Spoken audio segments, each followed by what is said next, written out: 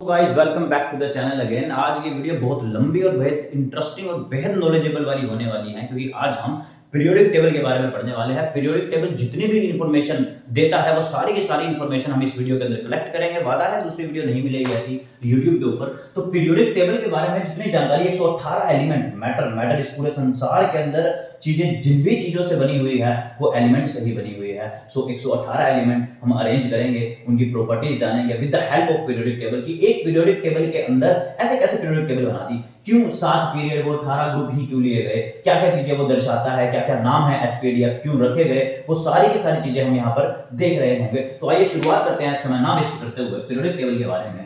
Periodic table जब आई, अच्छा Henry मोजेले ने ये दी थी modern periodic table. Henry Moseley modern periodic table इनके द्वारा दी गई थी। और जब इन्होंने ये टेबल दी, बताया कि भैया हम एक काम करते हैं, 4 ग्रुप्स के अंदर डिवाइड कर देते हैं पीरियोडिक टेबल को। 4 ग्रुप्स के अंदर डिवाइड कर देते हैं, that is S, that is P, that is D and that is F. क्यों लिए गए वो भी देखते हैं। जरा देखो, सपोज करो ये पीरियोडिक टेबल थी, कुछ ऐसी पीरियोडिक टेबल हमने देखी है।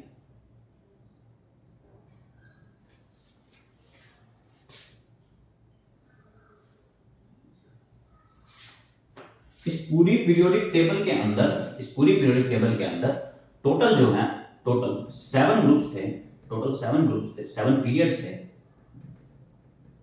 और 8 ग्रुप्स थे। पीरियड मतलब हॉरिजॉन्टल लाइंस और ग्रुप्स मतलब वर्टिकल लाइंस। ध्यान से सीखिए, है ना, बेहद जबरदस्त और खास इंफॉर्मेशन। 1 2 3 4 5 6 7, टोटल 7 हम यहां पर अरेंज करते हैं। 1 2 3 4 5 6 7 8 9 10 11 12 13 ग्रुप्स यहां पर डालते हैं, 12 तक, 13 14 15 16 17 और ये 18। टोटल 18 ग्रुप्स हम डालेंगे, vertical lines, and these are 7 horizontal columns. इसको थोड़ा सा छोटा कर देते हैं, फिर बाद में करते हैं, कोई फर्क नहीं पड़ता। तो आइए, वैसे तो मैंने निमोनिक्स जो है इससे पहले वीडियो बनाई है, मैं लिंक दे दूंगा, आई बटन में क्लिक करो और वहां पे जाके देख लेना। उसके अलावा हमने क्या डाला था, है लीना की रब से फरियाद, तो आपको थोड़ा सा डिवाइड भी हो जाएगा। बेटा मांगे कार स्कूटर बाप राजी। उसके बाद हमने इस तरीके से देखे थे यहां पर, दैट इज व्हाट, शक्ति वो करे गया, मन फेंका निकला कॉमेडियन जाकिर खान, है ना, हमने ये देखा था जाकिर खान स्पेशल। उसके बाद हमने देखा था यहां पर यारी जरा निभाना, मौत तक रूही राही पड़ी अगर कहीं तो। फिर हमने देखा था ला हफ्ता, ला इधर आता नहीं है, वैसे एलयू आता है, ला हफ्ता वरना रोज इधर पीटूंगा। उसके बाद ये सीरीज एक्टिनियम वाली थी जो कि हमें नहीं करनी है। उसके बाद हमने एलिमेंट्स यहां पर अरेंज करे थे, बरों से शुरू हुए थे, बाल गंगाधर इंदिरा तिलक नहीं है। उसके बाद 14 पे चलते हैं, कार्बन, दैट इज कहे शिवजी, शिवजी सुने पार्वती। देन नालायक पढ़ ऐसे सद्बुद्धि भी मिलेगी। Then this oxygen O Snapchat से तेरी तेरी तेरी तेरी तेरी ओ स्नैपचैट से तेरी फोटो ले गया, डिलीरियम ले गया। वैसे लीवर मोडियम आता है, ये पढ़ना जरूरी नहीं है, है ना। उसके बाद फिर कोल बड़ी आई एट, है ना, यहां पर आता है आईएस आता है कुछ, टेलीग्राम टीएस आता है, टेलिस्टीन। उसके बाद हीना नीना और करीना का एक्सरे रंगीन।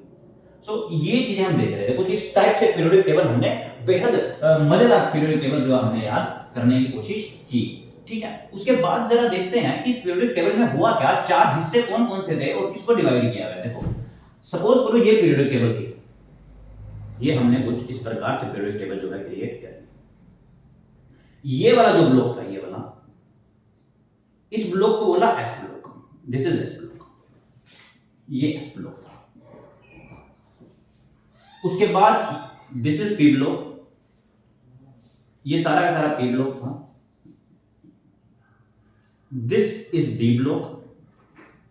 अब डी ब्लॉक के अंदर कुछ एलिमेंट्स थे जो कि इनकी प्रॉपर्टी से मैच नहीं हो रहे थे या फिर जिनकी बेहद अलग अलग प्रॉपर्टीज थी, वो निकालकर बाहर फेंक दिए गए, जिनको हमने क्या बोला, F block.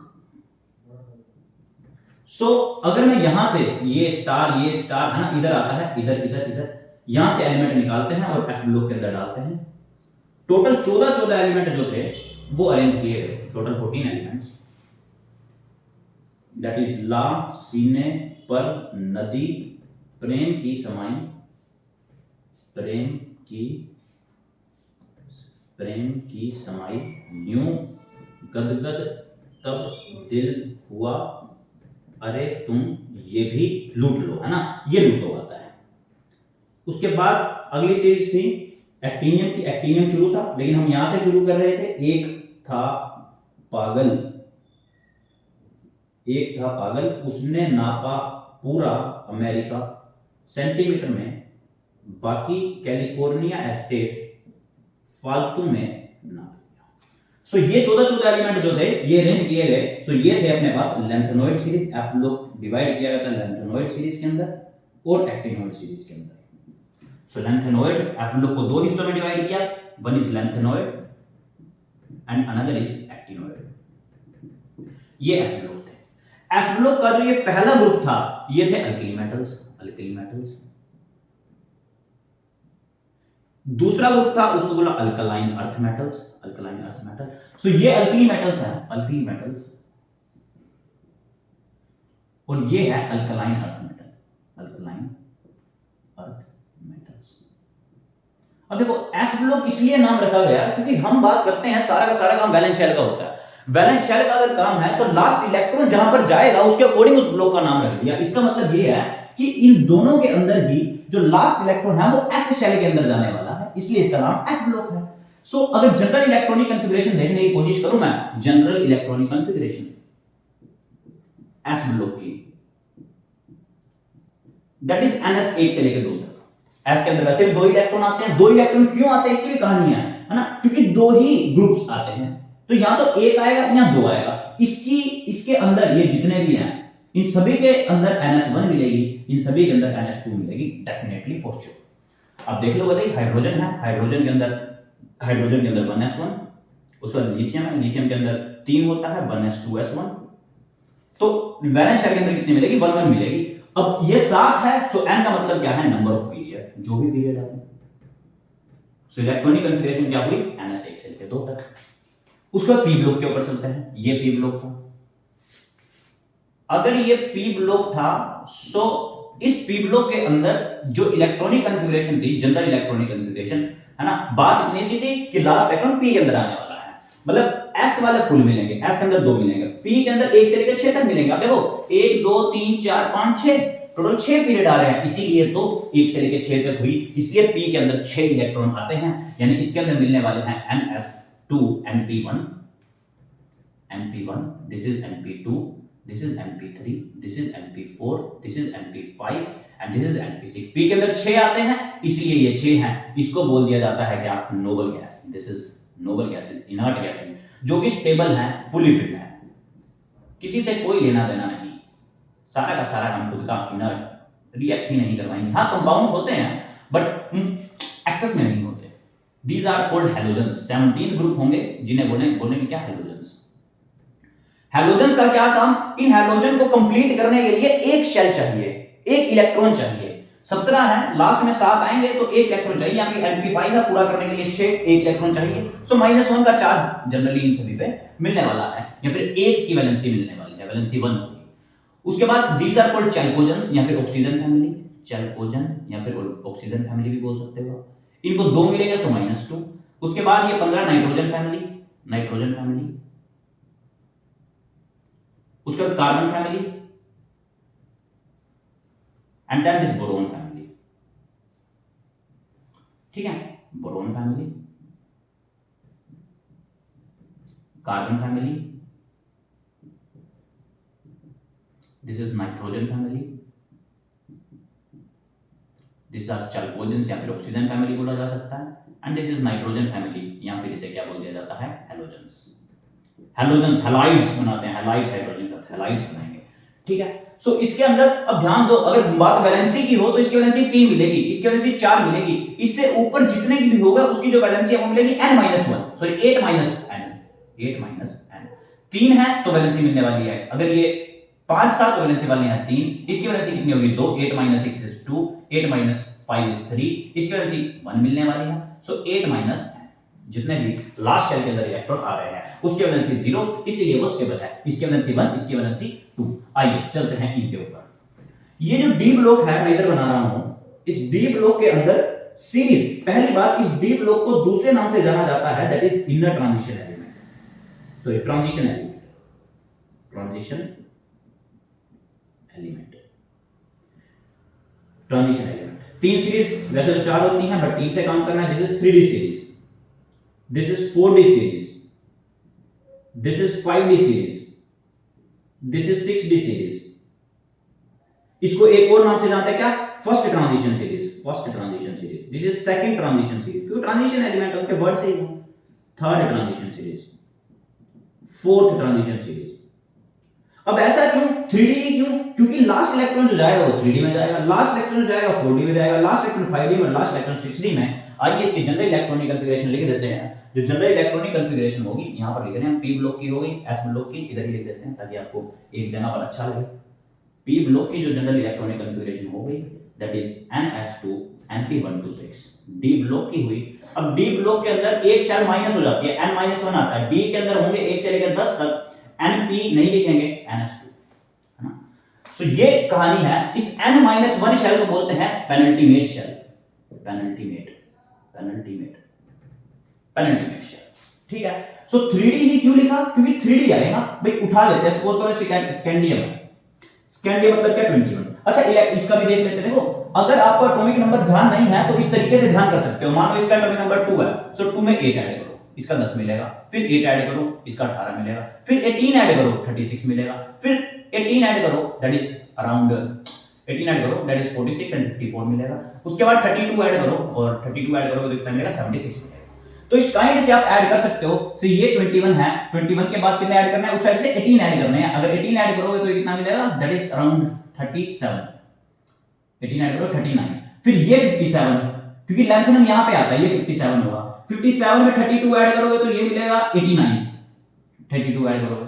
So this is, अब ये कितना होगा 57, ये होता है 14 एलिमेंट, these are 14 एलिमेंट। सो ये 57 है तो ये 103 मिलेगा और ये 104 मिलेगा। ये 89 है, सो 89 एंड 14 इज 89 एंड 49, अच्छा 57 है तो ये मिलेगा 70, this is 71, this is 103 and this is 104। तो इस टाइप से आप लिख सकते हो, सभी के एटॉमिक नंबर क्रिएट कर सकते हो। इसका 1, इसका 2 ऐड करोगे 3, इसका 8 ऐड करोगे 11, फिर इसमें फिर ऐड करोगे 8 19, 19 में 18 ऐड करोगे, जैसे ऐसे जो ऑर्डर है शुरू से लेकर अंत तक। क्योंकि जो जनरल इलेक्ट्रॉनिक कॉन्फ़िगरेशन थी जो भरी जाती थी वो 2n² फॉर्मूला से भरी जाती थी। अगर n की वैल्यू 1 तो इसमें भरे जाएंगे 1 इलेक्ट्रॉन, 2 इलेक्ट्रॉन। अगर n की वैल्यू 2 तो पहली शेल के अंदर जैसे फर्स्ट शेल वो k शेल, फिर l शेल, फिर m शेल, फिर n शेल, इसी अकॉर्डिंग जंप होता है। n की वैल्यू 3, n की वैल्यू 4, 2 की power square that is 8, 2 into में 3 का स्क्वायर दैट इज 18, 2 into में 4 का स्क्वायर, 4 4 16 32। सो इस अकॉर्डिंग जंप होता है 2 8 8 18 18 32 32, ये जंप होता है। इलेक्ट्रॉनिक कॉन्फ़िगरेशन को बाद में ऑफ वो प्रिंसिपल ने जो है वो क्या काम कर दिया था, चेंज कर दिया। तो उसने बोला शेल्स में भरो 1s 2s 2p, 3s 3p 3d, 4s 4p 4d 4f, 5s 5p 5d 5f, 6x 6p 6d 6f। तो उसने ऐसे भर दिए कुछ एनर्जी लेवल के अकॉर्डिंग टू देयर शेल्स। ये तो आओ भरते हैं। हम स्कैंडियम का कर रहे थे, है ना। स्कैंडियम का से मैंने बोला 21 होता है, 21 होता है, या तो ऐसे करो 21 होता है। आपको ये पता है 18 आर्गन का होता है तो आर्गन को आगे लिख दो, वरना एक बार देखो 1s 2s 2p 4s 1s 2s 2p 3s 3p 4s 3d। So 2 and 2 4 and 6 10 and 2 12 and 6 18 18 and 2 20 20 and this 21। तो ये देखो ये 18 थी, this is argon and this is 4s2 3d1।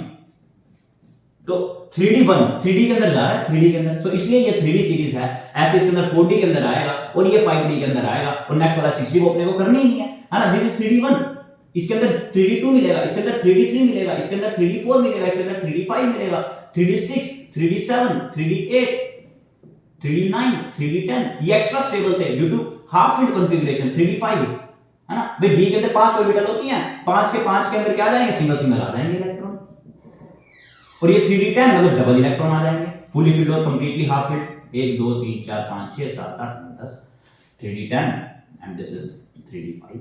ऐसे ये 4D और ये 5D, इस तरीके से इलेक्ट्रॉन जो है वो आसानी से भरे जाएंगे। तो ये काम था किसका, सीरीज का। General electronic configuration D block की ये हो चुकी है, n-1d ns2, 3 शेल आएंगी। तो एक बार इसमें क्या करो, एक बार 4-1 3D करो, फिर 5-1 फिर 6-1, 3D 4D and 5D series. ये कहानी हमें यहाँ से पता चलती है। चलो आज आइए सरल करते हैं, थोड़ा सा और जानने की कोशिश करते हैं कि क्या क्या चीजें और बता रहा है मेरे पास ये सीरीज। एफ ब्लॉक के बारे में जानते हैं थोड़ी कहानी।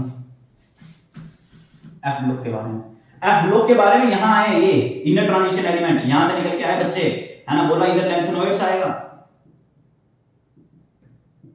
इधर एक्टिनोइड्स आएगा। क्यों? क्योंकि पहला लैंथेन होता है, दूसरा एक्टिन होता है। भाई जिससे पहले की शुरुआत है उसी अकॉर्डिंग का नाम रख दिया गया। जनरल इलेक्ट्रॉनिक कॉन्फ़िगरेशन क्या होगी एफ ब्लॉक की, एक शेल और ऐड हो जाएगी, यहां पे n-2 आएगा। एफ में 1 से लेकर 14 इलेक्ट्रॉन आते हैं, डी के अंदर 0 रहेंगे, एस के अंदर 0 से 1 रहने वाला, एस के अंदर 2। तो इस तरीके से मेरे पास फिर से भर देंगे हम क्या, अपनी एफ ब्लॉक का क्राइटेरिया, ये लैंथेनम और ये एक्टिनम। मोस्टली इनमें रेडियो एक्टिव, आपने सुना होगा plutonium, uranium, neptunium radio active, mostly radio active होते हैं। ये जो इलाका है ये सारा का सारा यहां से लेके यहां तक, देखो ये इधर ऐसा कर दूं, ऐसा कर दूं, ऐसा कर दूं और ऐसा कर दूं। ये जो मैंने सर्कल लगाए हैं ये है मेरे पास सर्कल जो है वो है मेटलोइड्स या फिर सेमी मेटल्स।